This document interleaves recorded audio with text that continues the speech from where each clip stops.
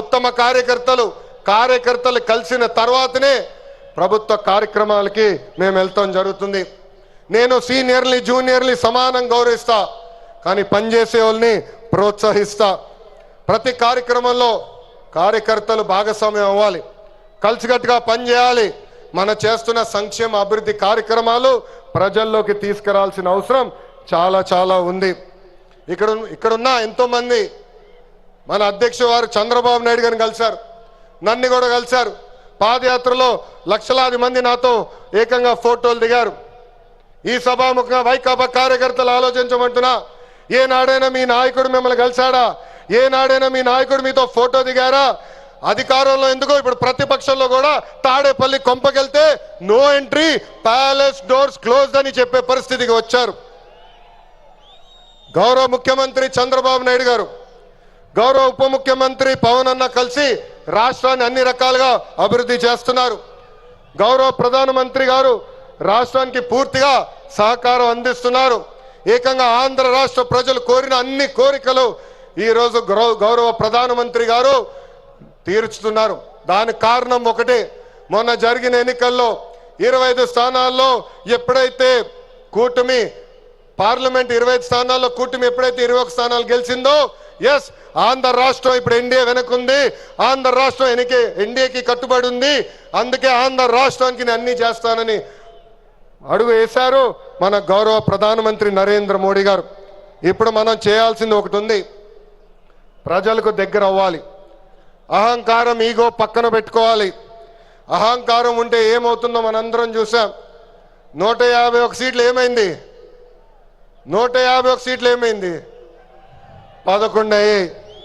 అందుకే నేలపై ఉండాలి, ప్రజలకు సేవ చేయాలి. అధికారంలో ఉన్న ప్రతిపక్షంలో ఉన్నట్టు మనం అందరం వ్యవహరించాలి.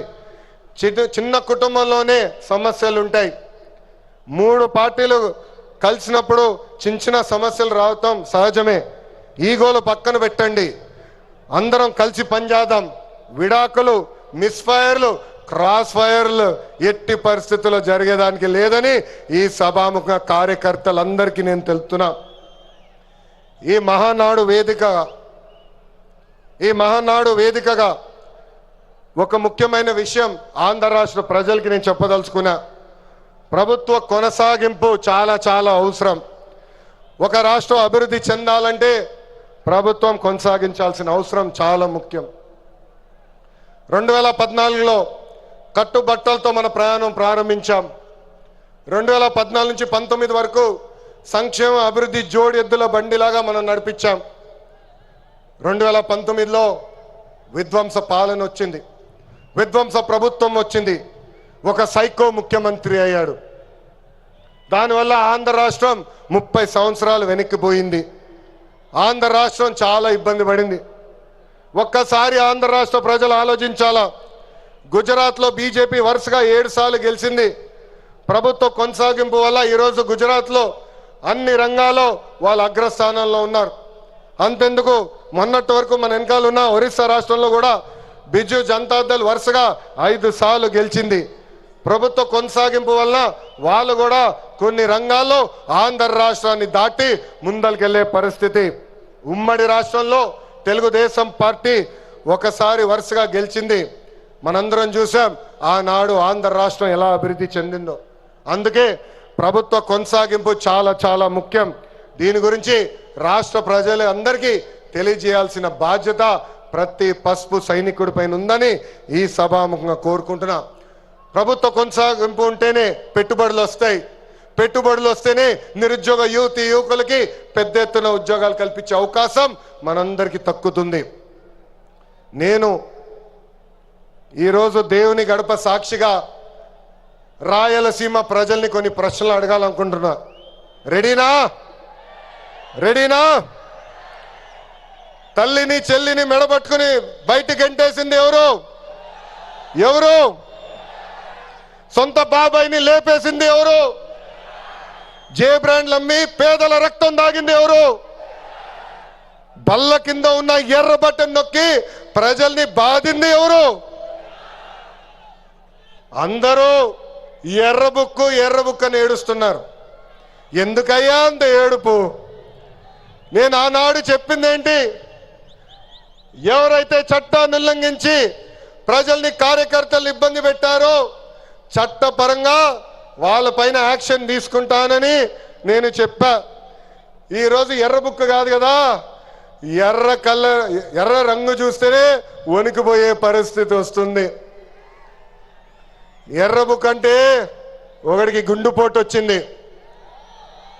ఎర్ర బుక్ అంటేనే ఒకడు బాత్రూంలో కాలు జారి చెయ్యి ఎర్రగొట్టుకున్నాడు.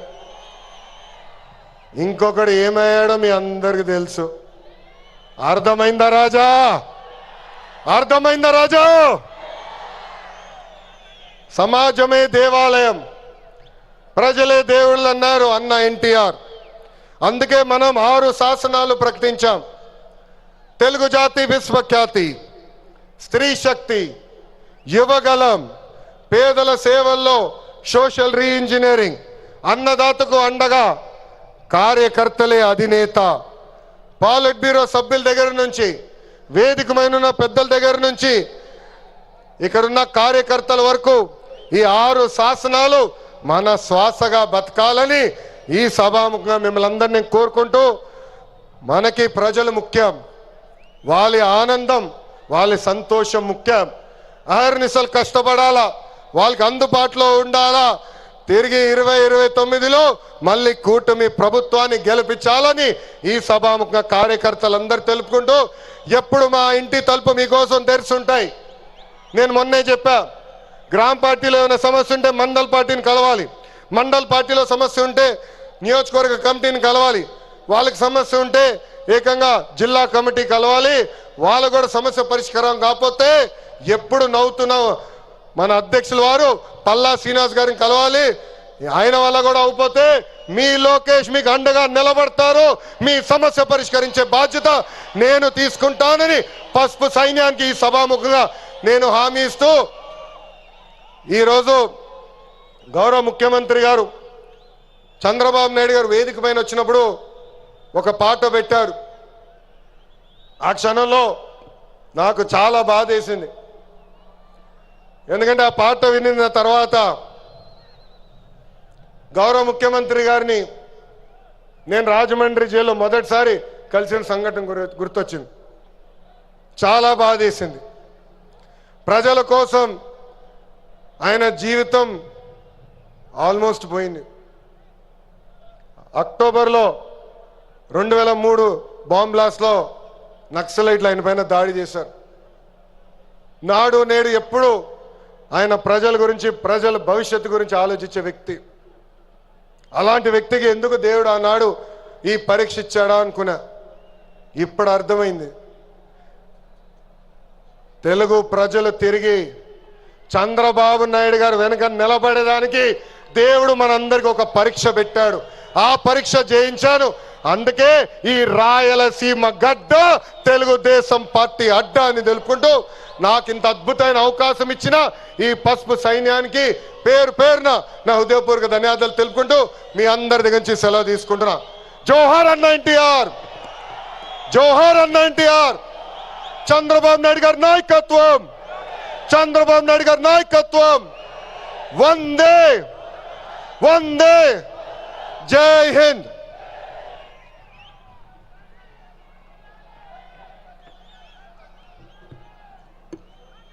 ఇటీవలి ఎన్నికల్లో రాష్ట్రంలోనే అత్యధికమైన మెజార్టీ సాధించి తెలుగుదేశం పార్టీ రాష్ట్ర అధ్యక్షులుగా సమర్థంగా పనిచేస్తున్న బీసీ నాయకుడు పల్లా శ్రీనివాస్ యాదవ్ గారిని మాట్లాడాల్సిందిగా విజ్ఞప్తి చేస్తా ఉన్నాం.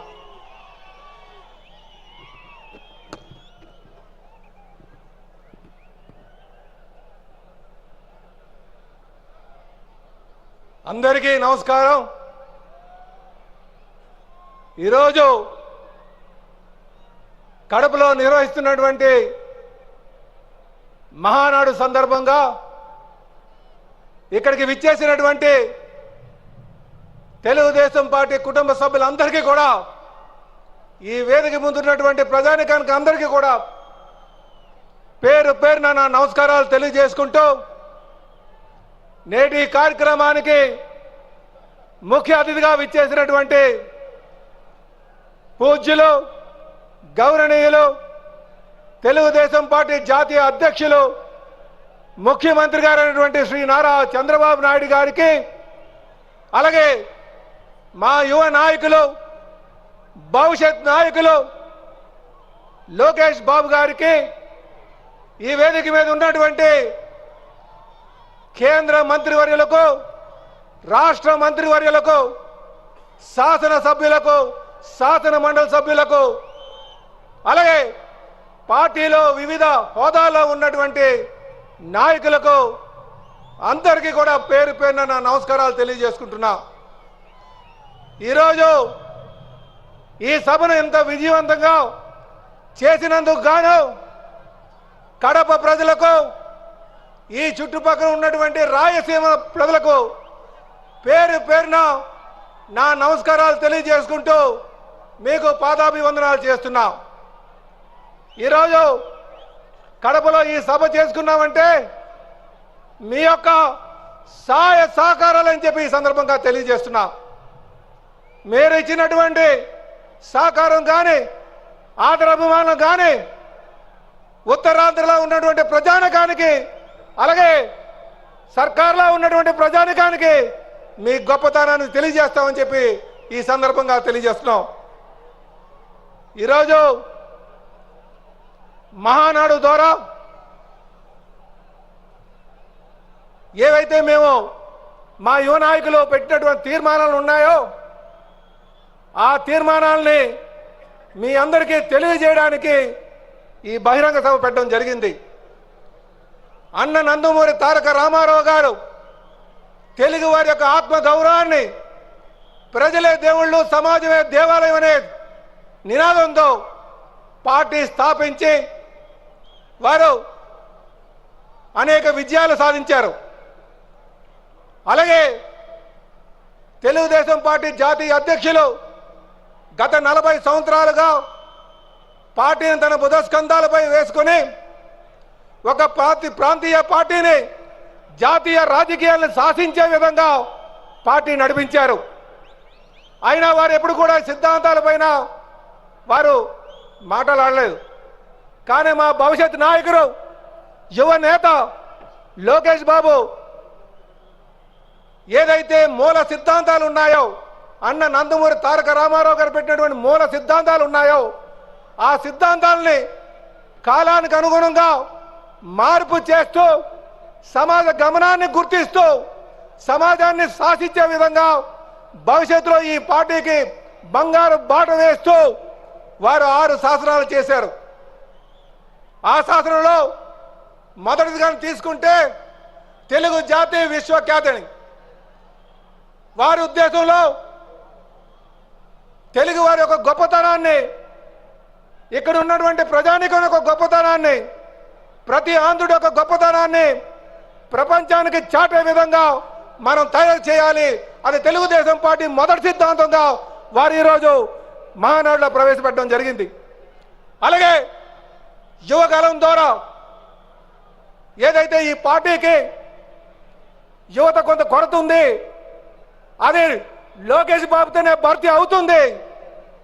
అందుకే యువతకి ప్రాధాన్యత ఇవ్వాలి అనే విధంగా యువకాలం అని చెప్పి రెండో సిద్ధాంతాన్ని ఆమోదించడం జరిగింది. అలాగే అన్నదాతకు అండగా, ఎందుకంటే రైతే రాజు, రైతుకి ప్రాధాన్యత కల్పించాలి, వారు ఎన్ని తరాలైనా సరే వాళ్ళు బాగోగులు చూడాలి అనే మూడో సిద్ధాంతాన్ని వారు ప్రవేశపెట్టడం సభ ఆమోదించడం జరిగిందని చెప్పి తెలియజేస్తున్నా. అలాగే స్త్రీ శక్తి నాలుగో సిద్ధాంతంగా ఏదైతే మహిళ ఉందో మహిళలకు పెద్ద పీట వేయాలి, వారికి సముచిత స్థానం కల్పించాలి అనే విధంగా నాలుగవది ప్రవేశపెట్టడం జరిగింది. అలాగే పేదలకు సేవలు, ఈరోజు ఇక్కడికి వచ్చినటువంటి వెనుకబడినటువంటి వర్గాలందరికీ కూడా రాజకీయ అవకాశాలు కల్పించాలి, సమాజం స్థాపించాలి. రాజకీయ అవకాశాలు, ఆర్థిక అవకాశాలు, సామాజిక అవసరాలు తీర్చే విధంగా మరి ఐదో సిద్ధాంతం వారు పెట్టడం జరిగింది. అలాగే చివరి సిద్ధాంతం ఏదైతే కార్యకర్త మా అధినేత అనే విధంగా కార్యకర్తకు అండగా ఉండాలి, వాళ్ళని బాగోగులు చూడాలి, వారికి ఎప్పుడు వారి జోలికి ఎవరైనా వచ్చినా సరే కబడ్దార్ అనే విధంగా మరి 6వ సిద్ధాంతం చేయడం జరిగింది. సోదరులారా, ఇవి ఖచ్చితంగా కాలాన్ని శాసించే విధంగా ఉంటాయని చెప్పి ఈ సందర్భంగా తెలియజేస్తూ ఈ సిద్ధాంతాలని అన్ని కూడా సభ ఆమోదించడం జరిగింది. అవన్నీ కూడా మీకు తెలియజేస్తున్నాం. చివరగా ఒక ఛాన్స్ అనే అవకాశం, ఒక ఛాన్స్ అని చెప్పి గత 5